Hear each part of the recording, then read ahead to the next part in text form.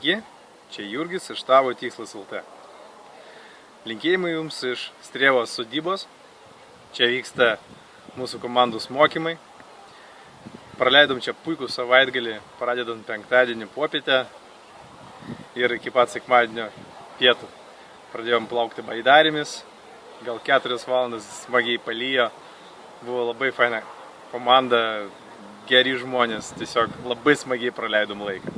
Vakare pagrojom gitarą, pasivanojom pirtyje, parodykit prašau pirtį. Va, tokia puikiai pirtis, galima buvo šokti į ežerą, kaip visi ir darė.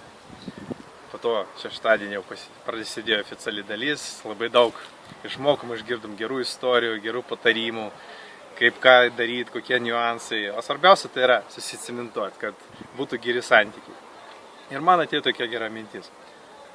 Jeigu jūs turite savo organizaciją, jeigu jūs turite savo įmonę, arba jūs turite savo tiesiog draugų, su kuriais gal darot bendrą veiklą, paskambinkit jas. Paskirkit datą, kada jūs galėtumėt susimatyti, kada jūs galėtumėt susitikti. Tie santykiai atgyja. Tai yra tas pats kaip augalas, tai yra tas pats kaip gėlė, kurią palaistai. Nesvarbu, ar gal kažkam blogiau sekasi, ar kažkam geriau sekasi. Bet kartu jūs viens kitą palaikot, jis tiesiog bus šalia jūs. Ir jam bus žymiai geriau daryti tą verslą arba tą veiklą kartu. Sugalvokit žaidimų, sugalvokit bendros veiklos. Ir bus labai faina. Taigi, linkiu jums smagaus savaitgalio, kad ateinantį savaitę būtų labai maloni, kad būtų efektyvi. Ir linkiu jums geros dienos. Su jumis buvo Jurgis iš Tavo Tikslas LT.